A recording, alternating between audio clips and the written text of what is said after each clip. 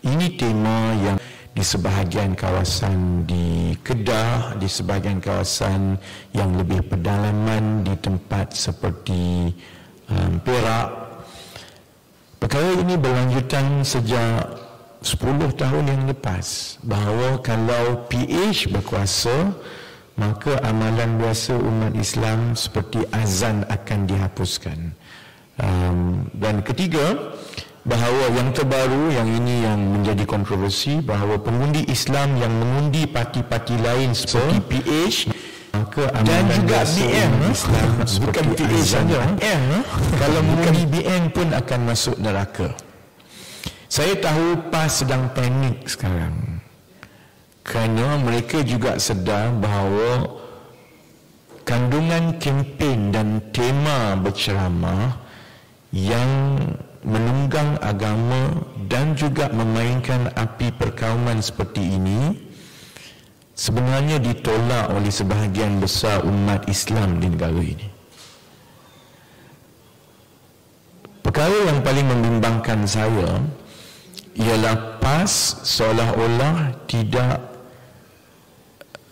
mahu menerima tanggungjawab bahawa memainkan api perkauman seperti ini dan mengheret soal agama ke dalam kempen, dia bukan saja soal untuk menang undi, tetapi yang lebih berbahaya ialah ia menimbulkan kebencian kepada kumpulan tertentu, menimbulkan kebencian kepada kumpulan minoriti di negara ini, kumpulan agama lain di negara ini, dan juga sekarang ini menimbulkan kebencian terhadap umat Islam yang lain yang tidak menyokong mereka, adalah satu ancaman kepada asas negara kita yang dibina di atas kepelbagaian kaum dan agama. Itu adalah asas dalam rukun negara kita. Jadi kempen-kempen yang secara berterusan dan semakin terbuka yang menyerang dan mengheret perspektif agama dalam kempen politik, kalaupun ia ada kesan soal pengundi yang takut untuk mengundi PH ataupun tidak, saya sebenarnya lebih bimbang kerana ia menimbulkan kebencian kepada kumpulan-kumpulan, terutamanya atas nama kaum, atas nama agama, atas perkara-perkara kalau mereka tidak bersetuju, itu sering saja dijadikan polemik agama. Kita semua tahu bahawa apa-apa polemik yang melibatkan identiti, agama dan kaum adalah satu perkara dan risiko yang besar kepada ketenteraman awam. Sebab itu saya cukup berterima kasih kepada PDRM kerana PDRM mengambil langkah yang proaktif. Sebelum pun saya membuat laporan polis, PDRM faham bahawa kempen sebegini merupakan satu ancaman kepada ketenteraman awam. Pada hari ini saya ingin mengambil kesempatan untuk kita mula berdepan dengan kempen dan juga pendekatan sebegini yang sepatutnya tidak dibenarkan berulang lagi. Kerana setakat ini sejak sekian lama akan terus ada kandungan dan tema yang begini, dan apabila penceramah PAS, pimpinan PAS, aktivis PAS kantoi ataupun kandungan itu menjadi kritikan daripada orang ramai, setakat ini mereka hanya meminta maaf, tetapi tidak ada perubahan dari segi sikap, pendekatan dan juga pertanggungjawaban. Memang sudah ada kes berkali-kali yang pimpinan PAS kalah kes di mahkamah kerana membuat tuduhan melulu yang bersabit dengan soal agama, soal perkauman, dan yang terbaru seperti yang kita tengok di Perak, Pesuruhjaya PAS Perak, dengan mudah menuduh contohnya Anwar Ibrahim ini akan membawa kepada amalan LGBT dan sebagainya.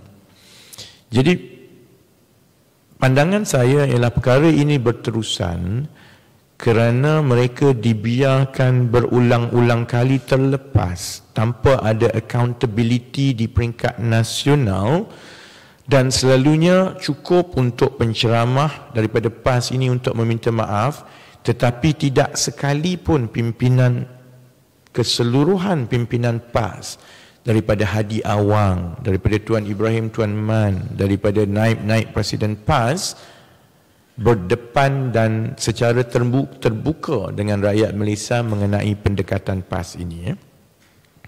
Jadi oleh itu saya dengan perbincangan yang memang telah berlaku di dalam keadilan contohnya sebelum ini, boleh menyatakan bahawa sekiranya Pakatan Harapan menang dalam pilihan raya umum kali ini, salah satu daripada keutamaan dari segi rancangan undang-undang ataupun legislative framework yang akan kita beri tumpuan ialah untuk menggubal, melaksanakan dan menguatkuasakan satu rang undang-undang untuk mencegah kebencian. Di negara-negara lain, walaupun penduduk minoritinya sedikit, tetapi ada undang-undang anti kebencian ataupun anti-hatred laws yang mencegah daripada sebarang kandungan ataupun tindakan yang boleh menimbulkan kebencian atas dasar agama, kaum, jantina dan perkara-perkara lain yang difikirkan boleh mencegah, boleh menjejaskan ketenteraman awam. It is a common practice in more tolerant and democratic countries that there are specific laws legislated to curb to curb hatred towards the minorities, terutamanya di negara Eropah. Contohnya terutamanya apabila sentimen terhadap kaum minoriti ataupun pelarian ataupun warga negara yang diberi kerakyatan daripada negara lain di Eropah, salah satu masalah utama mereka yang menjejaskan ketenteraman awam ialah kempen-kempen kebencian yang dibuat oleh kumpulan-kumpulan pelampau kanan, far right extremists, terutamanya kepada kumpulan minoriti yang sebahagian besarnya adalah orang Islam. So it's common practice, is a common practice in Europe that there are specific anti-hatred laws against any contents, campaigns or actions that can invite hatred towards minorities or on the basis of gender, race and religion. Sebab itu saya bersetuju dan sebagai timbalan Presiden PKR akan memastikan bahawa jika Pakatan Harapan menang, ini adalah satu undang-undang yang perlu diberi perhatian supaya kita bukan sahaja melalui ulangan demi ulangan kandungan-kandungan dan kempen yang berbentuk kebencian yang mengheret agama dalam kempen politik seperti ini, tetapi mana-mana pihak, bukan saja PAS, tetapi yang beragama Islam, yang bukan Islam, yang Melayu, yang Cina dan yang India, yang Iban dan yang Kadazan, supaya selepas ini kita dikawal tata cara kita supaya tidak membuat kenyataan atau kandungan atau kempen yang boleh mengundang kebencian terhadap sesuatu kumpulan, baik yang Melayu kepada yang bukan Melayu, baik yang bukan Melayu kepada yang Melayu, baik yang Islam kepada bukan Islam and vice versa. It is time for us to move beyond race and religion in this country, because we have a big task. We have to resuscitate the country. We have to focus on key structural economic issues. Political debates and polemics should focus on issues on employment opportunities, on salaries, on wages, on how do we bring up the best of the best in our society, so that when they have the opportunity, they can create something that can have multiplied effects for others. That is what politics in this country should be in the next 10, 15, 20 years. And unfortunately, politics of hate, and usually there is yang mengheret agama Islam dan selalunya dimainkan oleh PAS dan kini Perikatan Nasional. Perkara ini tidak boleh hanya disebut dan dibangkang, tetapi ia perlu ada satu undang-undang yang jelas untuk mengelakkan negara kita terheret sekali lagi dalam polemik perkauman, keagamaan yang sebenarnya boleh menjejaskan ketenteraman awam. Oleh itu, saya akan meneruskan laporan polis terhadap Ketua Pemuda Pasig dan juga pimpinan PAS atas kebertanggungjawaban bersama mereka membiarkan kempen dan kandungan seperti ini berterusan.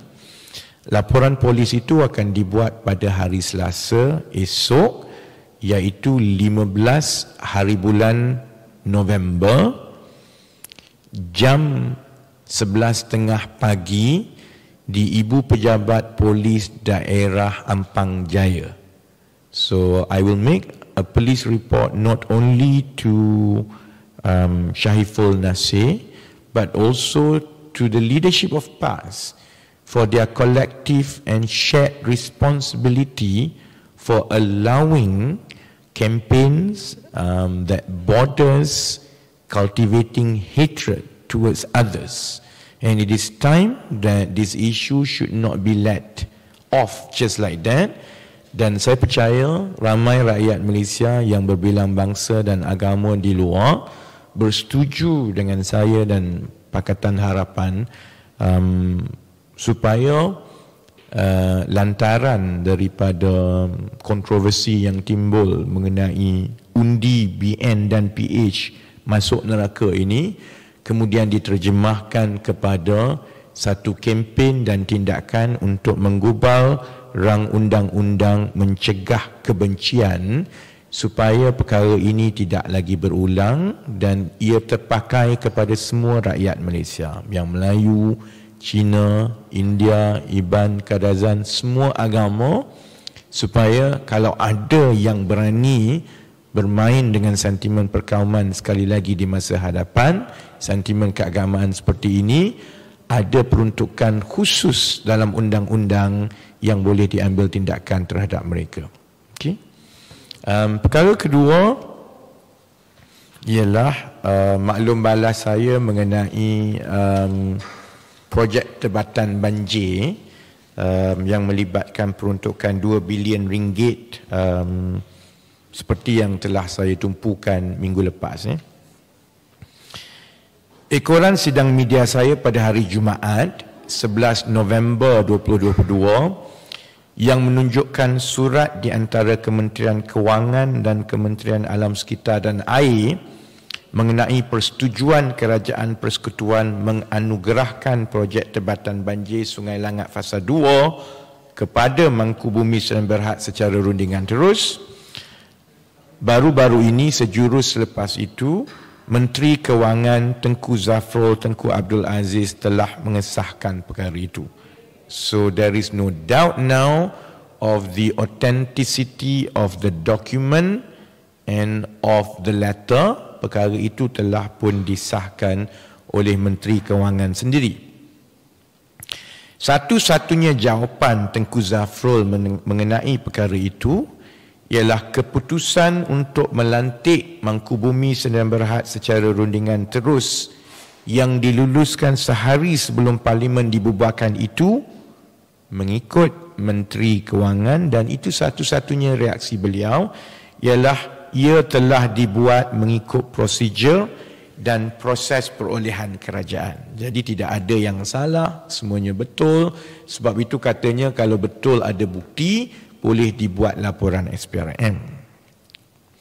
Saya ingin mengingatkan Tengku Zafrul dan Tuan Ibrahim Tuan Man supaya tidak berselindung di sebalik ulasan pentadbiran ataupun administrative response, because that's usually what they do every time there is a scandal, there are controversies. It's very convenient for ministers, instead of explaining in detail and answering all the queries that arise, they become extremely dismissive with a mere administrative response. It has followed procedures. Sebab itu saya nak ingatkan mereka bahawa semua keputusan yang melibatkan skandal-skandal besar negara, contohnya 1MDB, NFC, kemudian pelaburan Felda dalam tabung haji yang saya pernah bongkar sebelum ini, mereka lupa bahawa kali pertama, kedua saya menimbulkan skandal-skandal itu memang jawapan daripada pihak kerajaan dan menteri-menteri ialah semua itu telah pun mengikut prosedur dan perolehan kerajaan. It's almost a templated answer every time. And we have seen it in cases like 1MDB, NFC, government investments through Felda and Tabung Haji, that it is only as you keep exposing and raising queries, eventually you'll find out that there are more than meets the eyes. Ada banyak perkara yang sebenarnya kalaupun dia kata ikut proses, tetapi proses itu tidak mengambil kira pelbagai perkara yang sepatutnya dipertimbangkan. Hanya apabila lebih banyak maklumat mengenai latar belakang sesuatu kes didedahkan, barulah pimpinan politik di dalam kerajaan mula bercakap dengan nada yang berlainan. Proses dan prosedur perolehan yang ditetapkan perbendaharaan adalah bertujuan untuk memastikan pembida yang terbaik mendapat tender pada nilai yang terbaik kepada kerajaan. There's this concept between the letters of the law and the spirit of the law. Procurement procedures, be it in public sector, government procurements, as well as in private procurements by corporations, while there are procedures that are being prescribed from time to time and updated from time to time, the single purpose, which is the spirit of all these procedures, is to ensure the best value to the corporations or to the government by appointing the best contractor at the best value offering.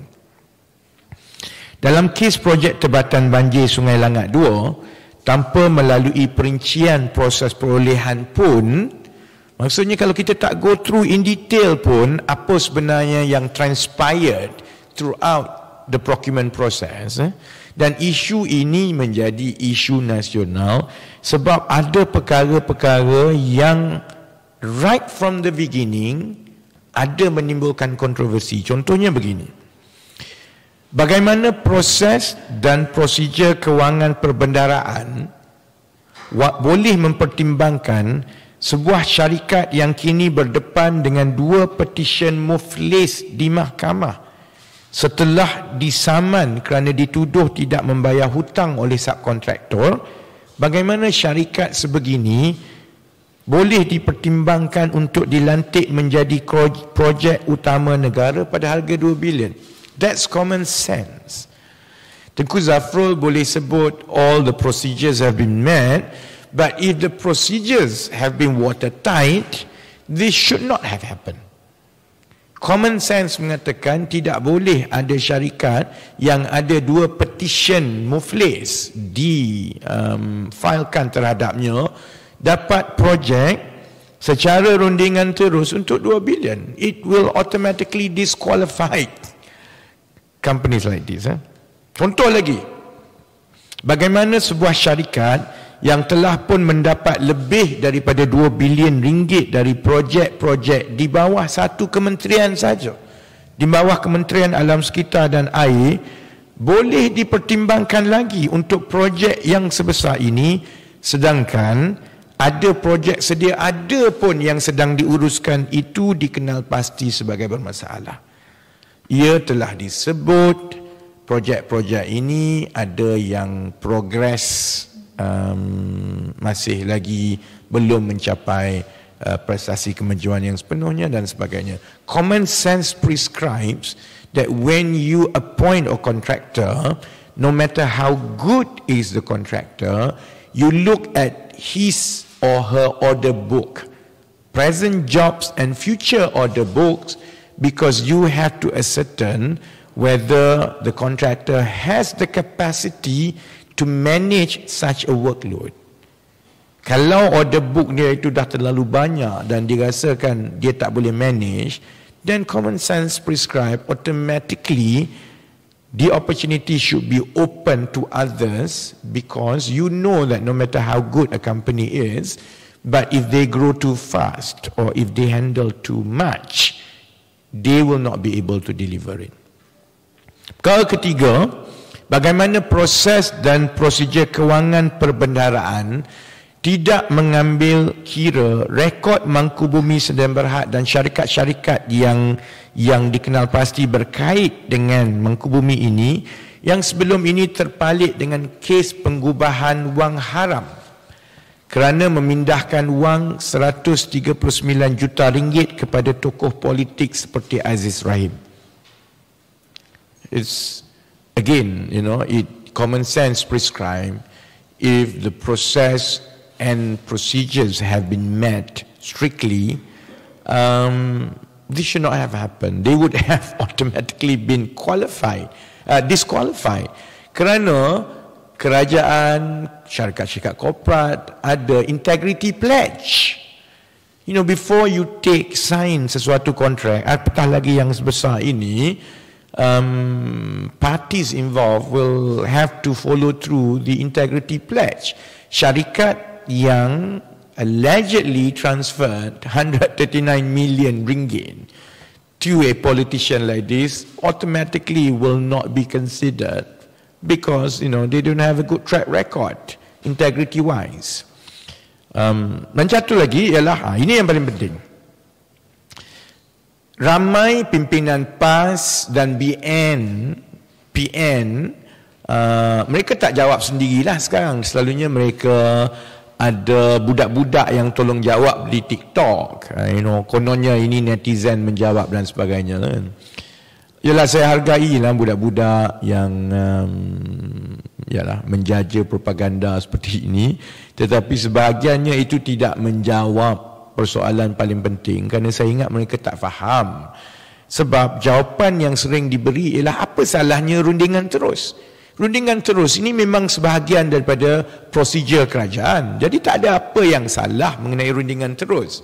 Saya faham lah, sebab kebanyakan budak-budak ni mungkin dia pun tak pernah melalui proses tender, dia tidak pernah membida tender, ataupun dia tidak pernah duduk sebagai jawatan kuasa tender yang menilai bidaan. Jadi untuk pengetahuan orang ramai, terutamanya yang muda-muda di luar yang tidak pernah melalui proses tender, rundingan terus hanya boleh digunakan di dalam kes-kes yang unik dan tertentu sahaja. Ada beberapa pertimbangan yang membolehkan sama ada kontrak perolehan awam ataupun kontrak perolehan swasta tidak membuat tender terbuka dan memilih jalan untuk rundingan terus. Itu pun sebarang keputusan untuk mengadakan proses perolehan secara rundingan terus perlulah mendapat keputusan di peringkat yang tertinggi. Sebabnya rundingan terus ini ada kriteria-kriteria tertentu. Kriteria utama untuk mendapat pengecualian dari mengadakan tender terbuka adalah sekiranya perolehan atau projek itu memerlukan kepakaran dan teknologi khusus yang tidak ada pada pembidal lain. Jadi contohnya kan, kalau saya bagi contohnya. Contohnya satu kilang petrochemical dan juga kilang crackers, dipanggil crackers lah, apa nama ni, maksudnya kilang loji, minyak dan petrokimia dan sebagainya, untuk menghasilkan satu bahan kimia. Dia memerlukan satu proses kimia. Menggunakan proses kimia itu maksudnya catalyst dia apa, pressure dia apa, at what temperature, what kind of materials that you use. Proses itu ada pattern dia. Pattern itu datang daripada syarikat-syarikat tertentu di dunia saja. Jadi bila syarikat buka kilang, dia bukan macam kita goreng pisang, kita goreng. Dia buka kilang itu, dia kena ambil teknologi tertentu yang ada pattern untuk proses kimia tertentu. Jadi contohnya di masa hadapan, kalau ada projek untuk naik taraf, ataupun projek untuk selenggara, ataupun projek yang bersabit dengan teknologi itu, memang syarikat tidak ada pilihan lain kecuali untuk melantik hanya satu syarikat itu, kerana teknologi itu adalah proprietary. Itu hak milik dia, pattern dia. You tak boleh dapat mana-mana. Jadi secara umumnya, rundingan terus ini selalunya hanya dibenarkan untuk kes-kes yang memerlukan kepakaran dan teknologi khusus saja. Sebab itu saya kata common sense will tell you, takkanlah untuk membuat projek infrastruktur yang berbentuk kejuruteraan awam, it's just a civil engineering project. All this project tebatan banjir, flood mitigation infrastructure project, takkanlah hanya satu syarikat mangku bumi sendirian berhad saja yang ada kepakaran untuk buat civil engineering project. There are thousands of them that can do it, kan? Jadi adakah hanya kalau ikut Tengku Zafrul, kalau ikut jawapan-jawapan daripada PN dan BN, adakah seolah-olah hanya mangku bumi sahaja yang boleh membida projek-projek tebatan banjir, sedangkan ini adalah projek infrastruktur awam yang melibatkan kejuruteraan awam yang biasa, bukan kerja berteknologi tinggi yang menggunakan teknologi terhad ataupun proprietary teknologi.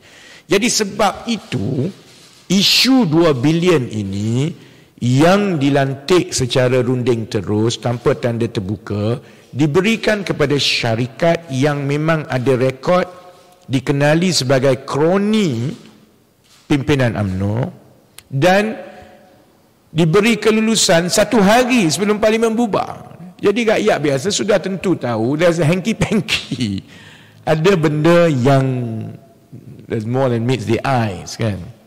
Walaupun Tengku Zafrul kata semua ini telah melalui prosedur biasa.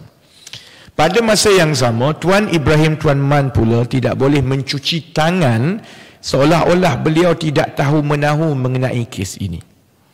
Secara lazimnya, yang ini juga ramai yang tidak tahu proses perolehan kerajaan. Secara lazimnya, kementerian yang menetapkan bentuk perolehan yang akan digunakan. Contohnya, projek ini peruntukannya di bawah Kementerian Alam Sekitar dan Air. Jadi projek owner adalah KASA. The initiation process of the project began at KASA, not at MOF. Jadi pasukan di KASA itu sebenarnya yang menguruskan dokumen-dokumen awal perolehan, spesifikasi dan sebagainya, dan juga bidding strategi dan juga tender strategi. Sama ada ini adalah tender terbuka ke, tender terhad ke, ataupun rundingan terus. Apabila perolehan itu berbentuk tender terhad ataupun rundingan terus, sebab it's by default, it has to be an open tender. Kecuali you want to argue that it cannot go into open tender mode, then you have to get the permission. Kementerian terbabit perlu mendapat kelulusan dari Kementerian Kewangan untuk menjalankan perolehan yang bukan tender terbuka. Kalau tender terbuka, ikut macam biasalah. You don't need to get the approval, kan? Jadi maksudnya, perbincangan proses dan prosedur yang melibatkan tender sebesar 2 bilion ini bukanlah bermula sehari sebelum Parlimen dibubarkan. Ia sudah tentu dimulakan dari Kementerian Alam Sekitar dan Air sendiri. Kemudian perlu pergi ke perbendaharaan. It's not as if that, sekarang ini seolah-olah Tuan Ibrahim Tuan Man bagi gambaran, I don't know anything, semua ini dibuat, I don't know anything. I mean, pleading ignorance like this, seolah-olah rakyat tidak tahu bahawa the process for the tendering mode dan sebagainya, for the project specification, actually began at his ministry. It had to go to MOF because this one nak minta buat runding terus. Jadi perlu dapat kelulusan daripada MOF lah. Sebab itu, Tuan Ibrahim Tuan Man perlu menjelaskan kepada rakyat secara terbuka dan terperinci mengenai latar belakang projek ini. Contohnya, adakah kementeriannya sendiri yang memohon kepada Kementerian Kewangan untuk menjalankan projek ini secara rundingan terus dengan Mangkubumi Sdn Bhd?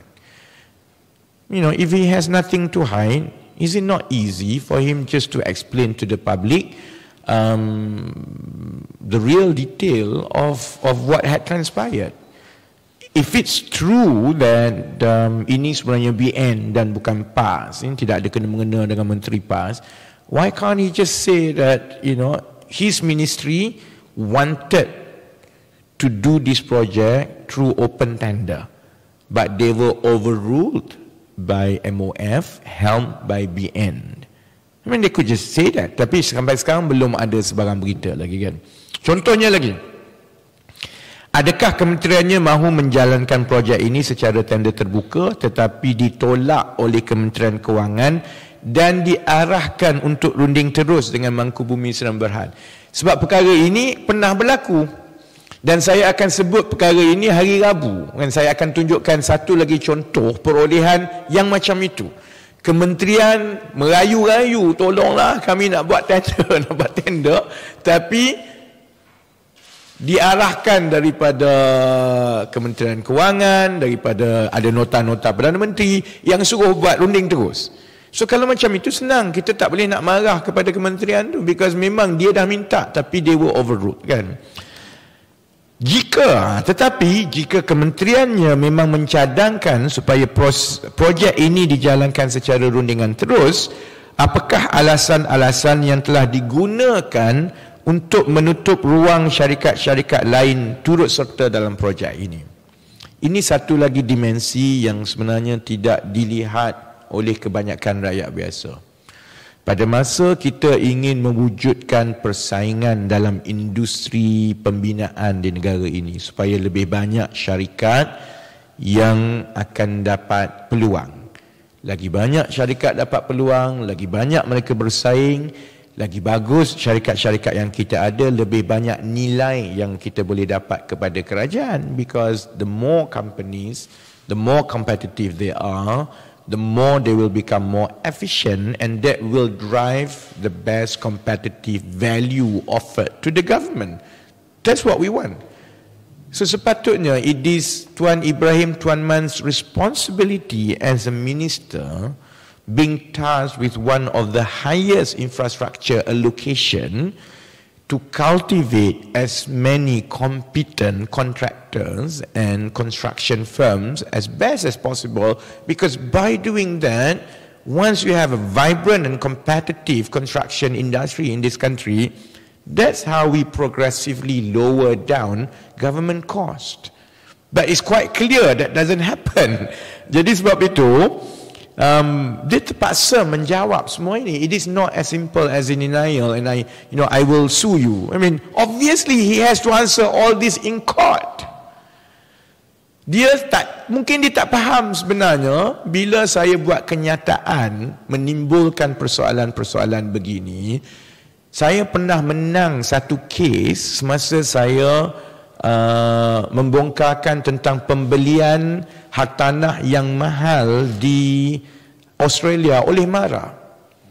Saya menang kerana mahkamah telah membuat keputusan bahawa sebagai seorang penjawat awam, dan saya sebagai pimpinan politik, saya juga adalah penjawat awam ataupun rakyat biasa, berhak bertanyakan apa-apa soalan kepada penjawat awam yang lain sekiranya soalan itu adalah bersabit mengenai kepentingan awam.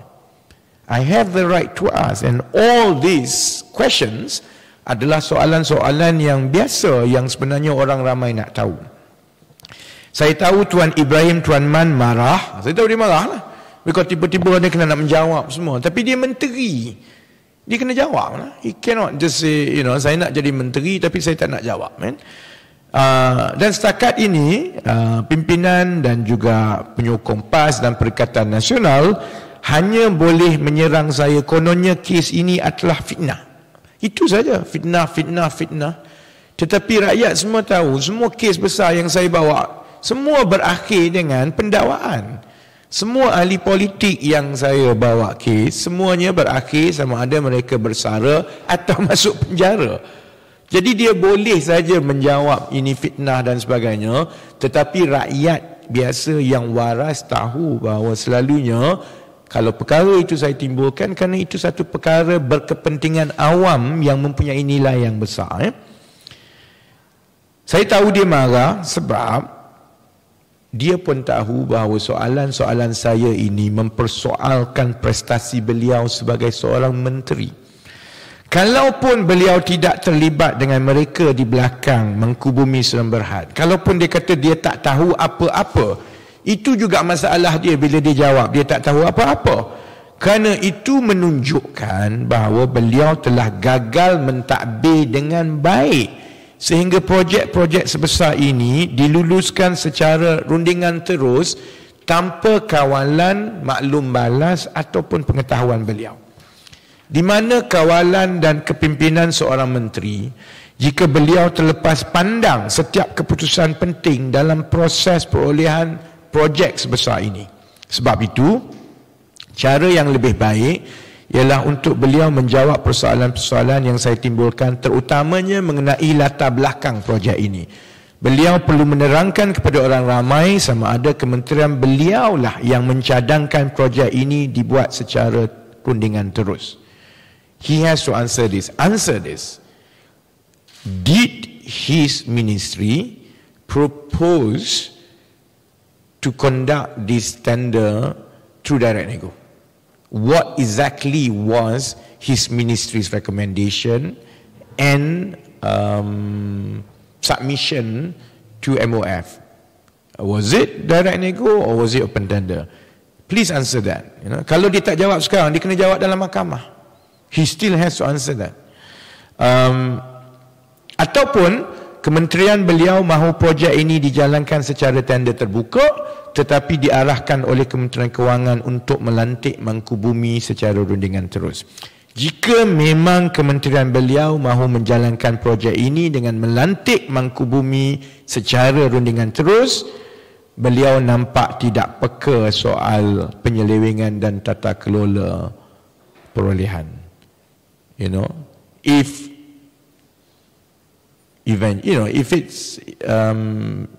the request for direct nego actually originated from his ministry, then I can say that he cannot blame me if I say that he's been sleeping on the job. Sebab macam mana benda ini boleh bolos macam itu kan?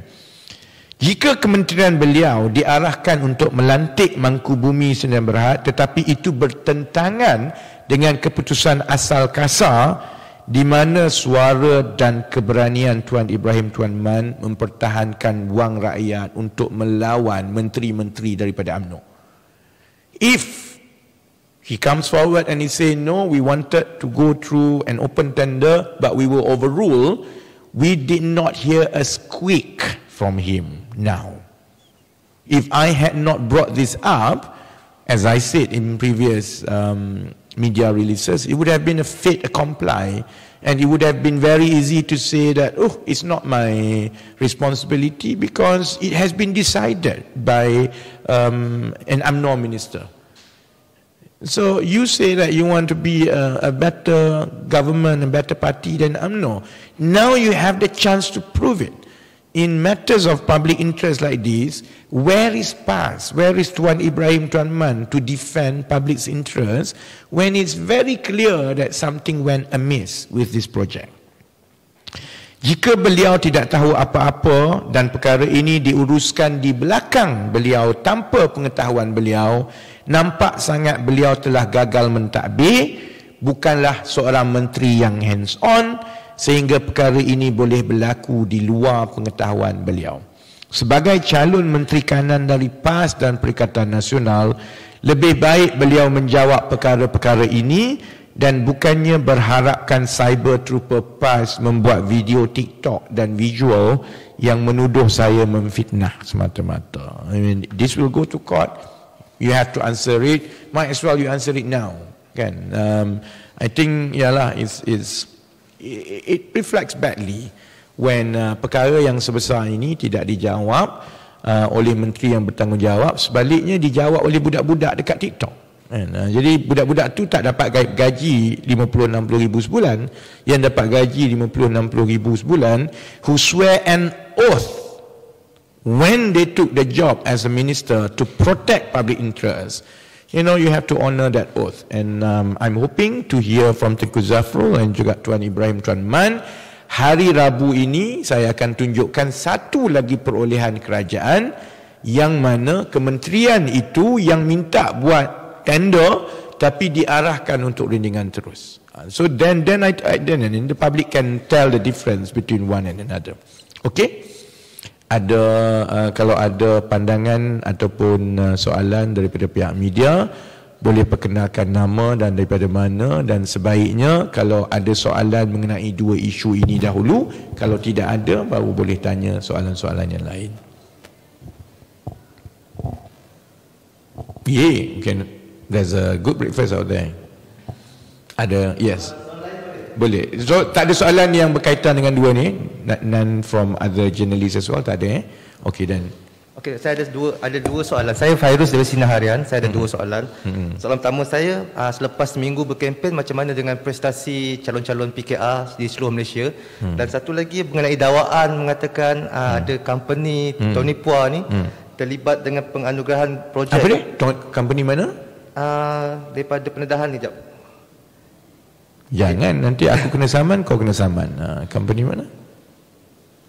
Dia ada ni yang mana, yang tabung haji tu kan? Tabung haji tu, yes. Yang Colonial Cyber Village. Yang dakwaan tu macam komen, boleh cek revisi komen sikit. Okey. Kempen yang berjalan setakat inilah kan. Dia sudah tentu lebih suka nak dibandingkan dengan pilihan raya yang lepas. Satu kerana teknologi telah mengubah bentuk dan pendekatan kempen. Dulu memang kalau orang nak ambil tahu tentang pilihan raya, mereka kena keluar dan mendengar ceramah, kan, menyertai. Jadi kalau nak dibandingkan dengan kemeriahan, saya rasa bukan saja PKR lah, mana-mana gabungan yang bertanding kali ini, pilihan raya ni macam bosan lah, tak meriah lah, sangatlah bosan kan. Tapi kita juga kena berkira lah bahawa sebenarnya saya ingat oleh kerana maklumat itu lebih mudah diperolehi sepanjang masa, bukan saja masa kempen ini, tapi sejak beberapa tahun yang lepas, pengundi sekarang lebih cerdik, lebih tahu isu, boleh membandingkan sendiri. Jadi mereka tidak ada keperluan sangat untuk keluar mendengar kan. Jadi dari segi itu memang suasana dan kehangatan kempen pada kali ini lebih suam berbanding dengan yang lepas-lepas. Dan tambah pula sekarang juga musim banjir kan, musim hujan, jadi dia jadi lebih susah kan. Jadi sebab itu, kalau contohnya dibandingkan dengan kempen-kempen yang lepas, saya ingat semua parti akan merasakan bahawa dia lebih suka dibaca sekarang berbanding dengan yang lepas kan, dari segi prestasi kan. Kemudian sebab itu kita juga kena bergantung sepenuhnya kepada bacaan-bacaan yang lain ya. Pandangan saya ialah dari segi kandungan dan naratif kempen, saya ingat PKR dan PH berada di depan. Kerana kandungan kempen sekarang ini banyak berkisar daripada isu-isu yang kami bawa. Kami berjaya meletakkan asas kandungan kempen ini ialah mengenai isu-isu penting rakyat. Contohnya mengenai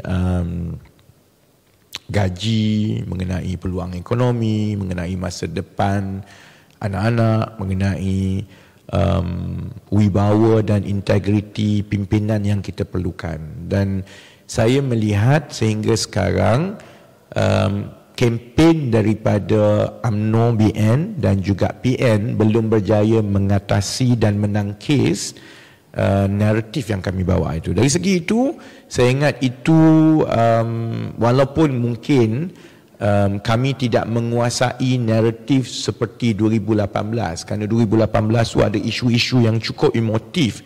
Contohnya 1MDB, ada isu GST, ada isu Najib dengan Rosmah. Tapi kalau kali ini walaupun ia tidak begitu emotif, tapi ia masih lagi mengawal dan menguasai kan? Jadi itu satu perkara yang memberangsangkan. Tapi yang lebih penting, kalau ditanya tentang prestasi, boleh tengok contohnya dari segi kehadiran bahan kempen PKR dan PH di bawah adalah lebih baik ataupun sama baik. Ya, ada di beberapa tempat yang BN sendiri yang terkebelakang atau PN yang terkebelakang kan. Jadi memandangkan PKR dan PH tidak ada sumber yang banyak. Jadi itu meletakkan kempen kita itu lebih baik kerana menunjukkan kita menguruskan dengan lebih tersusun sehingga kita boleh berjaya memastikan bahan kempen itu lebih menyerlah di bawah. Tapi yang paling penting soal prestasi calon ialah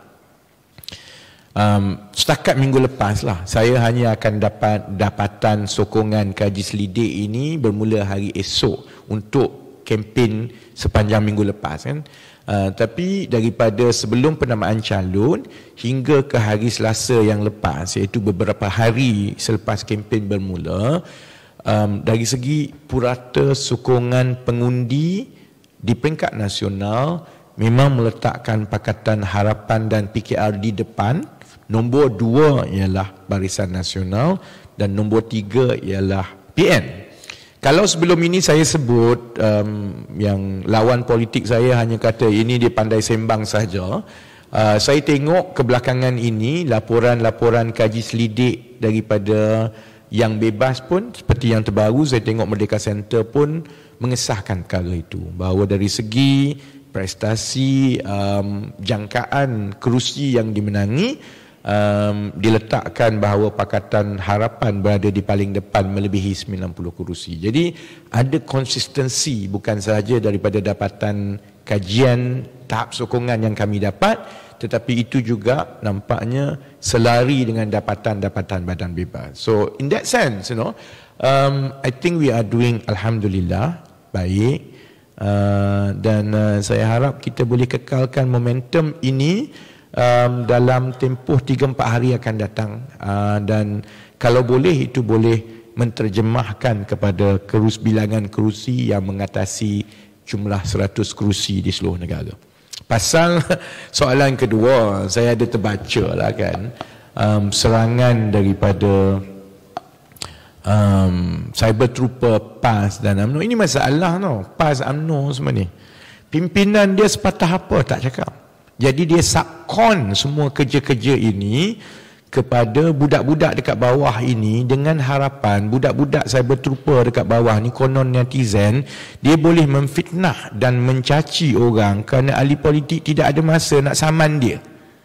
Sebab tengah kempen ni kita nak saman budak-budak kecil ni mana ada masa kan. Nak menjawab budak kecil pun tak ada masa. Jadi selalunya kita hanya tumpu kepada lawan politik yang sama taraf dengan kita. Jadi PAS dan UMNO sekarang ni bersatu ni dia ambil jalan begini kan. Jadi tulisan itu saya pun tak tahu daripada budak mana. Saya ada baca, tapi saya yalah agak lawak lah. Sebabnya begini, dia bukan Cyber Village. Saya tak tahu latar belakang di antara Cyber Village dengan Silver Lake kan. Tapi semua profesional yang tahu di negara ini dan kenal Silver Lake, sebenarnya Silver Lake ini adalah salah satu syarikat Malaysia antara yang paling berjaya di rantau Asia ini kerana kepakaran mereka dalam sistem perbankan. Jadi mereka dah lama, daripada 30 tahun yang lepas saya ingat saya, dan mereka mempunyai pelanggan-pelanggan yang antara yang paling besar kerana kebanyakan bank-bank di Malaysia ini menggunakan sistem yang Silver Lake buat. Saya tak tahu sama ada Silver Lake beli Cyber Village ke tidak, itu saya tak tahu. Dan semua tahu bahawa Tony Phua telah pun menjual semua asetnya dalam, dan tak ada kena-mengena dengan Cyber View ni, Cyber Village. Daripada tahun 2006-2007 lagi. Ini perkara yang dikorek-korek untuk menimbulkan fitnah. Saya tak perlu pergi tanya Tony Phua pun. Memang benda tu nampak sangat jahat kan. Terutamanya juga kalau contohnya company yang dilantik tabung haji itu, kalau company cabut mana tak apalah, bolehlah korek-korek konon sana korek. Ini Silver Lake. Kalau Silver Lake ni kamu tuduh konon ada permainan, tapi jangan bagi kat bank kat Malaysia lah. Maksudnya memang Tony Phua dah mengambil alih semua bank dekat Malaysia lah. Kerana sistem, banyak sistem yang bank di Malaysia ini memang Silver Lake yang ada kepakaran itu. You can check. Ini masalah budak-budak yang terlebih makan garam ni, yang kerja dia duduk menulis daripada belakang, latar belakang pun kita tak tahu budak mana kan. Dan dia cuba bermain persepsi 100% dengan harapan boleh menimbulkan kebencian terhadap Pakatan Harapan, kononnya merosakkan tabung haji. Ini adalah kerana selepas kami menerangkan berkali-kali, saya ingat lebih ramai orang Melayu sekarang dah tidak percaya dah dengan propaganda kononnya Pakatan Harapan merosakkan tabung haji. Sebenarnya yang orang Melayu nampak sekarang ialah Pakatan Harapan lah yang menyelamatkan tabung haji. Jadi bila dia dah tak boleh jawab permainan itu yang dia duk mainkan 2-3 tahun, dekat-dekat pilihan raya ni dikorek benda-benda yang lawak lah. Jadi saya minta mereka yang menonton, yang membaca perkara-perkara ini, tolong pergi Google. Kita ada Google. Jangan dengar cakap-cakap netizen yang dia sembang apa dekat TikTok dengan Facebook semua ni. Pergi Google dan faham siapa itu Silver Lake. Silver Lake adalah syarikat Malaysia yang memang terkenal sebagai antara salah satu syarikat yang kepakarannya ialah sistem perbankan dan sistem kewangan. Dan saya tak ada saham Silver Lake, don't worry. I have nothing to do with Silver Lake. It's just that, it's a common knowledge that they've been around for a long time. They are a regional company. They have financial institutions, not just from Malaysia, but around this region and in Asia. And they have quite a name, So I wasn't surprised at all kalau tabung haji melantik Silver Lake. Ada certain things. Dan mudah saja kalau betul ada Tony Phua yang dapat tender ni. Pergilah report Tony Phua kan. Apa yang susahnya? Kalau contohnya memang betul Tony Phua yang terlibat sehingga bagi tender kepada China untuk buat projek, just because Silver Lake ni company owned by a Malaysian Chinese. Don't try to play dengan api perkauman macam itu. Kononnya Tony Puai ini tengok di belakang bagi kepada syarikat Cina untuk mengendalikan sistem tabung haji.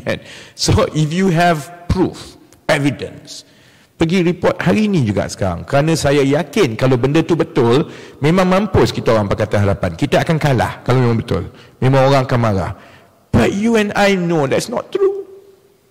It's just, propaganda kan. Jadi, saya minta supaya rakyat Malaysia, adik-adik, tolong Google. Panggil Pakcik Google, tanya betul-betul. And then you will find out sebenarnya Silver Lake is a very reputable financial IT infrastructure firm. And whatever happens in tabung haji, that's for itu untuk tabung haji menjawab. Kan? Kalau saya percaya dah melalui proses semua. Jadi kalau betul ada perkara yang tidak betul, supaya yang dituduh, tabung haji pergi buat laporan lah. Apa yang payahnya? Okey? Saya ingat dah tak ada soalan. Sebab saya nak makan. Roti kat luar nampak cantik. Okay. Jadi, terima kasih banyak-banyak. Sidang media seterusnya, hari Rabu, ada satu lagi skandal yang saya akan tunjukkan, yang besar juga. Esok saya akan buat laporan polis terhadap Ketua Pemuda Pasik dan juga pimpinan PAS jam 11.30 pagi di IPD Ampang Jaya. Terima kasih.